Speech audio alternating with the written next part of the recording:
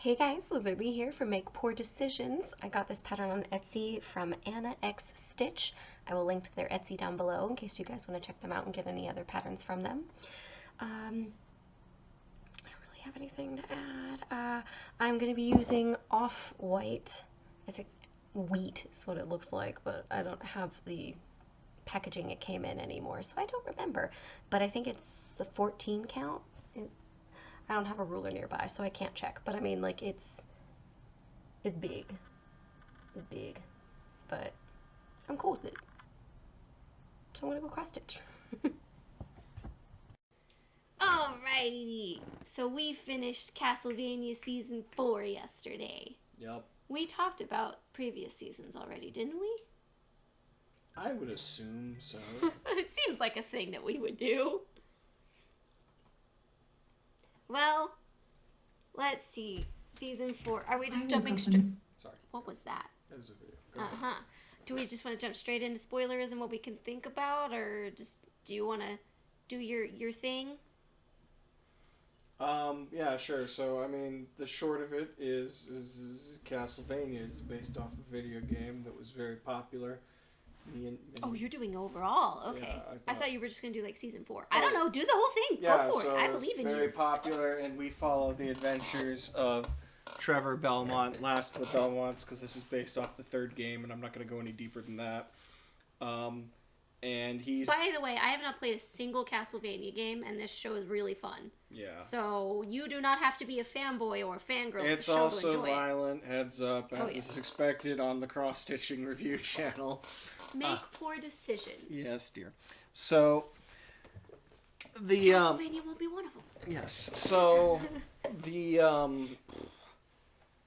basic idea is that Dracula has found a wife at the very, very, very, very, very beginning of this, and it's someone who's actually a decent human being, and he's not she's like a practicing doctor type person. Yeah, and she goes to him to try and find out like how to be a better doctor, and he decides to be a better person because he's in love with her. Yeah, and you're not exactly sure how much of an evil human he is versus just a misanthrope, but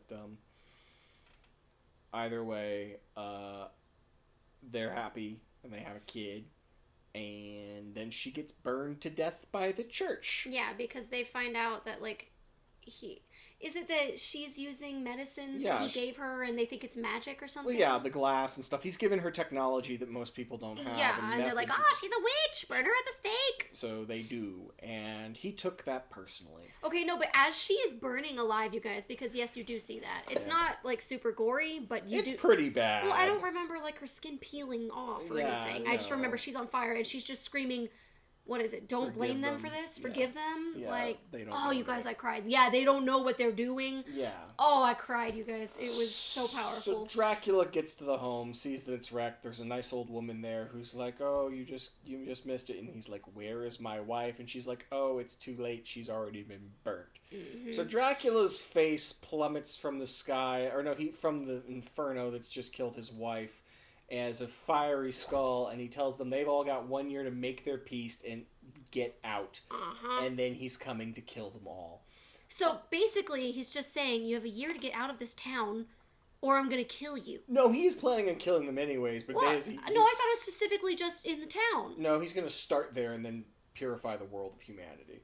That's okay. The town is Targovistia, but yeah. I mean, this is like, what, episode 1 and 2? 1. Yeah, 1. Yeah, this is a while ago, okay? Yeah. It's been a while for me since I've watched. So, being the intelligent creatures that humans are, they decide to just not do anything. And they stay in the town. They stay in the town, and they also claim that it was a hallucination, and it didn't happen, and it wasn't real. And so, lo and behold, Dracula takes that very personally and unleashes his night horde that he's raised from hell on the town. 1 year later. Yes. He gave them a year, and then he destroyed all of them. So it was glorious. Massive spoilers for seasons 1 through 3, and it's a good show if you haven't seen it. Watch it if it's the sort of thing you can tolerate. Long story short, he fought with his son because his son said, no, don't do this. Mom wouldn't want this. He beat him up. His son's name is Alucard. Alucard's resting in a cave somewhere under this town, another town called Grezit. So Trevor Belmont, last of the Belmonts because the Belmonts were like disgraced and attacked and told that they were practicing dark magics, and so they're all dead. But his whole family was vampire hunters, right? Or was it specifically just monster hunters? Specializing in vampires. Okay, that's what it was. So he has come to this town, and he finds that there's some like story of a savior underneath the town. So first he finds this speaker magician lady who has been turned to stone by a Gorgon, and he rescues her, and she took offense at that. And so they team up, and they're trying to find this savior. What is her name? Sypha. Sypha. Belnatus. I can never remember. Trevor Belmont, Sypha Belnatus. Yeah, Trevor Belmont I can remember, but Sypha I can't. I always want to call her like Sylpha. I don't know why. Because you're weird. I know. Either way, they, at the end of season 1, go to the bottom of the town, and they find Alucard. Who is Dracula's son. He's been resting in the thing, and they fight because they don't know that he's Alucard. They think he might be Dracula. And they decide, okay, we're all going to team up because you'll need my help to kill my father. So then season 2 is the one where they kill his father. It was awesome. There's a lot of build-up and whatnot, but it's a very fun fight in season and whatnot. And then season 3 is kind of like dealing with the fallout, because a big theme of this whole show is humanity mostly sucks. Especially this is like Middle Ages technology, so it's not a happy world at all. People are very prejudiced and crummy and violent and not good people. And so season 3 is kind of like reminding them that just because you killed Dracula doesn't make the world a better place. There's still all sorts of horrible fallout and nasty people and craziness going on. It involves a night creature and a gate to hell and a gate to this place called the Infinite Corridor, which is a sort of multi-dimensional thing that will let you exit anywhere, anytime, any place across dimensions in theory. And there's a person named Saint Germain who is looking to get back into the corridor to find someone that he lost in the corridor. And he's so much fun. He's very fun because he's a literal time traveler, and he's kind of come from farther in the future. And yeah, there's other details for season 3, but we don't need to go into them for season 4 to make sense, because season 4 is basically what if people kept trying to bring Dracula back from the dead. Oh yes, yeah. The big thing about season 3, is it? Yeah, 3 is these vampire sisters who yes, decide that they're going to take over things. Basically, Dracula had 2 Forge Masters help him build his army. So they're humans that take dead bodies or live bodies, just bodies, like assembled bodies, and they can turn them into monsters. Yeah. And it's awesome. They put creatures from hell in the body, sort of. Isaac is my favorite character on the show, and he's one of the Forge Masters. He's very intense. He's awesome! Isaac is I can't remember which type of Muslim, but one of the more strict sects that like does the self-flagellation and whatnot. And Hector is a ridiculously naive moron. Yeah, simp is the fun term here. It's pretty accurate. So first, he's naive to Dracula, because Dracula says, oh yeah, we're not going to kill everyone, we're just going to kill most of them, and then the rest of the humans will live in pens and reasonable lives, except for when we decide to slaughter them to feed to vampires. And he's like, well, that sounds better than normal humans. And then, turns out, no, Dracula's going to kill everyone. So Isaac freaks out about that and betrays Dracula to this woman named Carmilla, who is Isaac was the one who betrayed Dracula? Hector. Oh, okay, sorry, you said I'm talking Isaac. about Hector. So I was like, I thought that was Hector. No, Hector betrays Dracula, and long story short, Carmilla doesn't get what she wants out of it, but basically takes Hector with her as a prisoner as sort of a consolation prize, and marches him all the way across to her territory, pretty much naked and barefoot the whole way. Yeah, it's really sad. He's human, so it's like, it's really bad for him. Well, he's an incredibly powerful human. He's still a human. Yes. So they get there, she throws him in a dungeon, and throughout the course of season 3, he slowly falls in love with one of these vampire sisters, because she's trying to seduce him, because he can then build them an army, and they can fill the power void that Dracula left and take over a bunch of land. And basically, he gets tricked by her, and she puts a magic ring on him that makes it so that he can't do anything that would harm them. Yep. And so all the monsters that he creates, she and the other female vampires can control them. Yes. So season 4, and during this time, Isaac is basically like building up his own army and getting ready to get revenge on Hector for betraying everything. His fight in the finale of season 3 was amazing. It's one of the best animated things I've seen. My God. It's one of just the best fight choreographies I've seen. It's really cool. Ever. He's fighting like a necromancer type guy, and it's just amazing. Like, as he's taking down these people, he's turning them into monsters, and it was so cool. Yes. I don't want to do too many spoilers because like it is a fight worth seeing. If you're okay with gore, but you don't want to watch the show, you should just watch that fight. Yeah. Just so you can say you've seen it. Versus the Wizard. But yeah, so either way, season 4 starts kind of with us watching Trevor and Sypha dealing with the fact that people are trying to bring back Dracula. I mean, just week after week, they have a new problem with this. And that all kind of cascades into them being tired and exhausted and snippy with each other. And just things are not going well. In the meantime, Alucard has this group of peasants that are like driven to his doorway, or ask for help, so he goes to help the city, and he saves them, sort of, and is going to bring them back to his castle. And Trevor and Sypha are like pissed, but they're going to go and try and find out like who's doing what and why they're trying to bring back Dracula.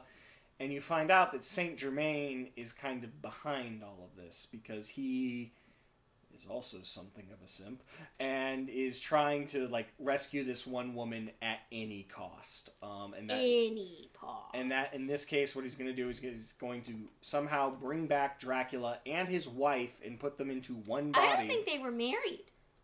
Yeah, I think he was in love with her. Were they married? She's considered his wife, the wife of Dracula. Yeah, that's what they call her. No.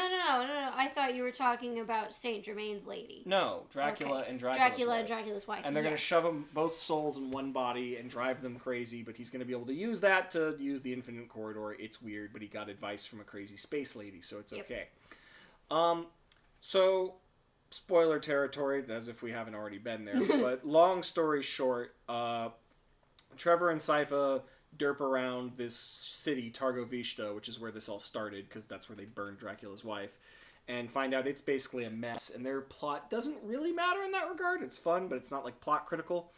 But the big plot critical stuff is that Saint Germain has tricked hired some vampires. He's working with Varney of London and this other guy. Of course you remember Varney's Of course name. I remember Varney of London. I like the Russian vampire more. Yeah, he's working with a Russian vampire, Varney, and this other vampire who's just intense. There was a third one? Yeah, the one who had the staff that they fought, who was like the only other person to fight all three of them at once in the big fight outside of Dracula. He wasn't with them. Yes, he was. He was told by Saint Germain to go drive all the monsters into the town so the people would have to retreat to Alucard's castle. Anyways, Liz is good at this. So I really liked that guy. I didn't remember him until the moment when they brought in the male-female body thing. Yeah. Anyways, so my bad. I'm not good at this. So they go on and fight all sorts of stuff all at once. Basically, side plot resolves, which is Hector and Isaac. Isaac goes, cool, I've now rebuilt the city the wizard destroyed. We're going to go kill Hector. Uh-huh. So he goes to the temple or the castle and launches a huge attack on these vampire sisters. And it's a big knockdown, drag-out fight where Hector finally shows that he has decided he is no longer going to be so naive. He has been putting little traps around the castle this entire time. So he traps Lenore, which is the vampire he's been sleeping with, and he basically gives up his life to Isaac and says, hey, you can kill me. I've given up. Here's a way to use a pathway to go get to Carmilla and kill her. You're skipping one of my favorite scenes. Yes, I was going to get to it, I think, but go ahead. Well, you skipped it already. So Hector puts up this like electric cage around Lenore, the vampire he's in love with.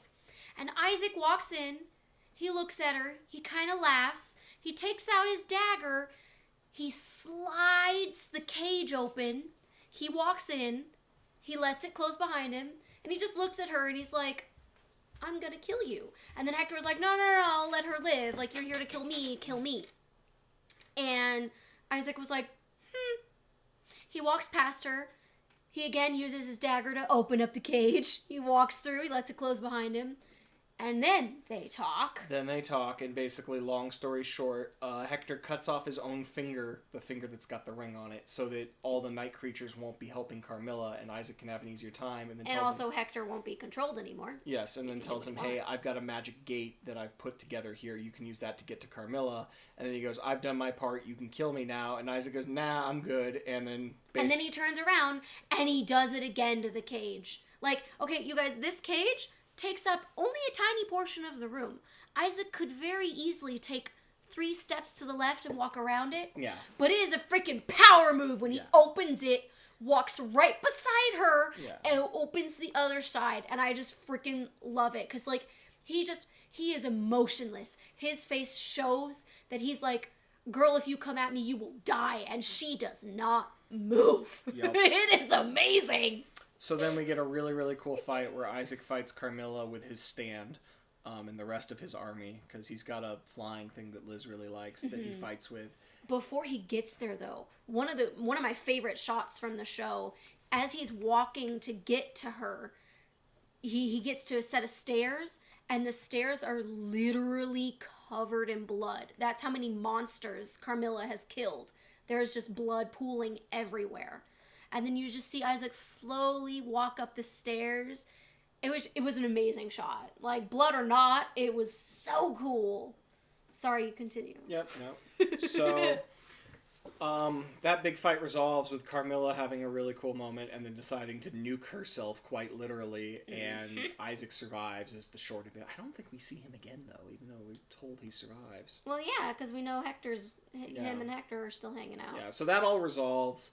And then there's the big fight. He goes back to see Hector more afterwards. Yeah, does he? Yeah, isn't that when he puts the lime in his drink? Yeah, the lime and the discussion about being happy. It was after that we don't see him again, which is kind of lame because he was my favorite. I wanted to see him in the ultimate episode, but he was not there. Either way, big fight happens in Dracula's castle, which is now where the Belmont Hold is, which is where Alucard's been living. It's complicated. And it's his childhood home. Saint Germain basically starts pulling all the souls from the fight to use in this dark ritual.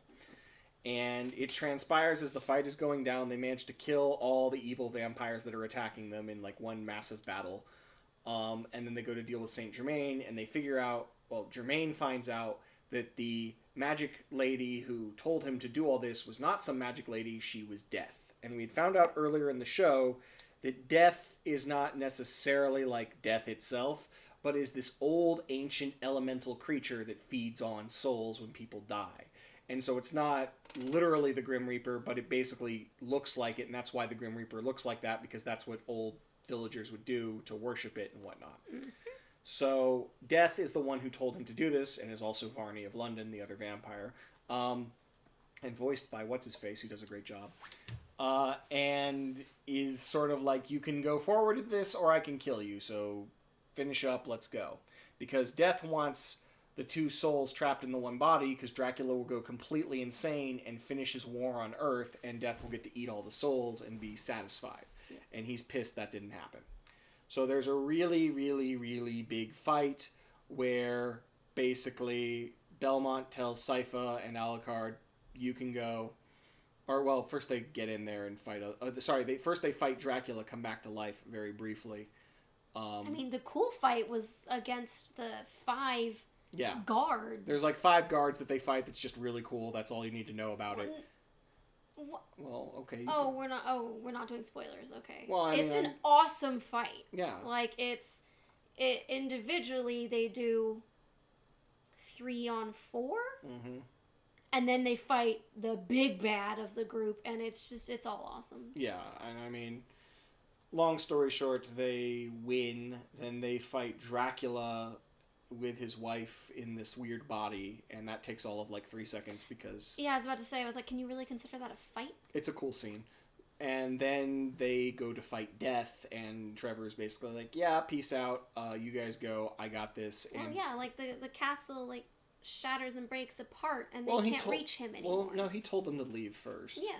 So, before it broke apart like that? Yeah, no, he straight up told them to leave, and they said, well, he actually said Treffer's a stupid name, and then basically that was after they're broken apart, though. No. Yeah, it is. It was the last thing he said. He turns around, he's right, like, Treffer's a stupid name. Yeah, no, he said it before. And that's when we were both like, oh my god, she's pregnant, and he's talking about baby names. Yeah, well, either way, long story short, he does send them away. And then he fights Death, and that fight is really, really cool. So cool.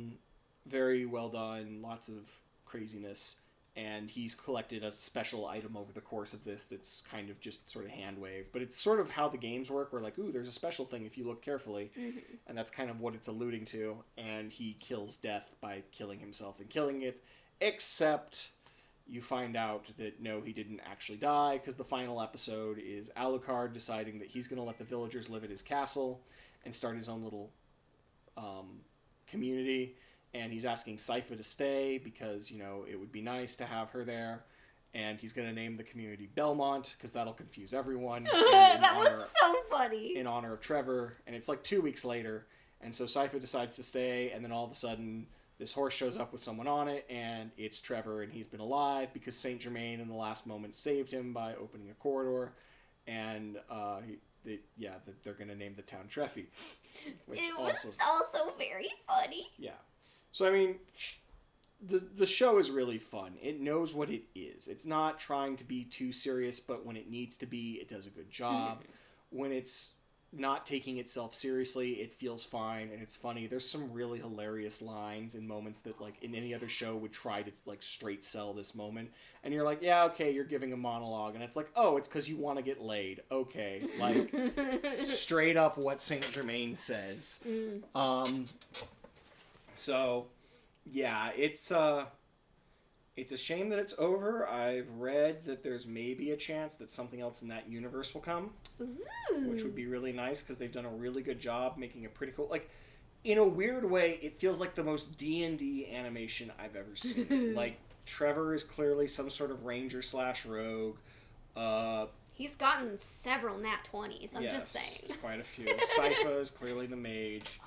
And / monk, maybe, I don't know. And then Alucard is some sort of, well, he'd probably be a psychic thing normally, but doesn't matter. He's him. The fights are always really cool and really well animated. Well, it's weird because they're stylistically animated. I'm not going to say it's the best animation I've ever seen. It's not the most fluid, not the perfectly drawn, but it does a really good job of conveying a really cool fight without having a back-breaking budget. And it's just very stylistically neat, and it works really well. They do really great work with the details. So, like, one of the things that stood out to me was at one point Trevor finds this weapon. Like, it looks like a double-sided dagger. He does something, and then it flicks out, and it looks like a cross. So, you know, it has 4 daggers now. And he's just like, oh, wow, you know, this is from India. I've learned about this. And then, I think it's in the same episode, he uses it in a fight. He throws a water skin that has holy water in it, and then he throws this cross dagger at it, and it goes through the water skin, so it's covered in holy water now, and then it goes through this vampire, and it was so cool. Like, they could have very easily just shown him, like, dumping water on it and then tossing it. But no, they made the choice to have him toss the water and then toss the dagger through it, and it was so cool. Like, it looked like it was sparking electricity when it went through the water skin. It was just so awesome. But yeah, I really like the animation. I know sometimes the style kind of goes down in quality, especially when characters are moving really quickly. You know, like, if you were to freeze frame it, they would have Picasso faces. Because that's how you save on budget to do really quick fight scenes. But it looks awesome. If you don't freeze frame it, it comes across really well. Like, I would say the lower budget fight scenes in this are significantly better than the lower budget fight scenes in Naruto. The ones in Naruto are just really disappointing. But these ones, that store, our food's here, these ones are still really good. And it's just, oh my god, you guys, it was so much fun. And the fact that Isaac lived in the end made me so happy.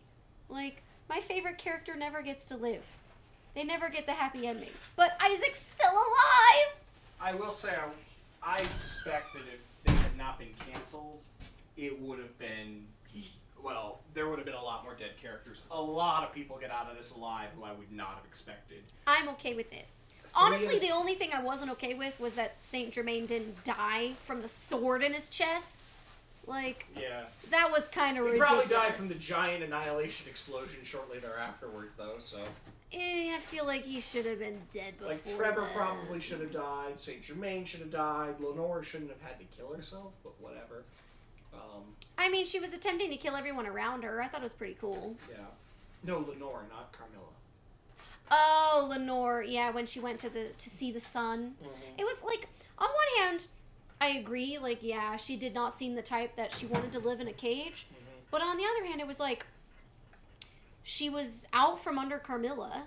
Mm-hmm. She was with the man that, at least to me, it seemed like she genuinely cared about him, if she didn't love him. You call him a pet. Yeah, but I mean, the way she acted otherwise, it seemed like she really cared. And, like, she was trying to keep Carmilla from doing anything to him. Well, to be fair, I care about my pets. Okay, fine. You did not think she cared about him as more than a pet. I thought she did. So that's all that I have. I mean, it was a really pretty scene when she went to go see the sunrise, and then she was like, "Really, Hector? You hyped it up so much," and then she just turned to dust, and it was like, "Oh." And then I was like, "Hector, no! That he went through so much crap, and then the woman he like kind of fell in love with just killed herself in front of him." I mean, he could have turned away. He made the choice not to, so that's on him. But Isaac's still alive. That's all I care about. That's not true, but he's mostly what I care about. So yeah, it had a much happier ending than I was expecting. Oh yeah, it was significantly happier than I thought it would be. Like, I legit thought that they had killed Trevor. Like, well, because yeah, for all intents and purposes, he should have been dead. They yeah. did not earn that. But no, they really didn't. I mean, well, okay, I thought he was dead until they showed Jermaine's hand twitch next to the key, because then I was like, okay, well, something's gonna happen. You know, like, someone's gonna make it out, and it probably won't be death, so it's gonna be Trevor. But I was like, okay, you know what? If they're realistic, it was just a twitch, which bodies do after they die. There are muscle spasms. But no, he was apparently still alive. It was weird. But I still loved it. I would absolutely recommend it if you're okay with gory and action and intense fight scenes. It's awesome. You have like 5 seconds. Do you have anything to add? It was worth it. It was totally worth it. Okay, it's more than 5 seconds. I am really upset that we won't be getting more, because it's really cool, and we deserve more. We do. We really do. I don't know the drama. I don't care about the drama. I want more Castlevania. I don't make poor decisions, no. And that is the end of Make Poor Decisions by Anna X Stitch on Etsy. I got 4 hours and 6 minutes of footage.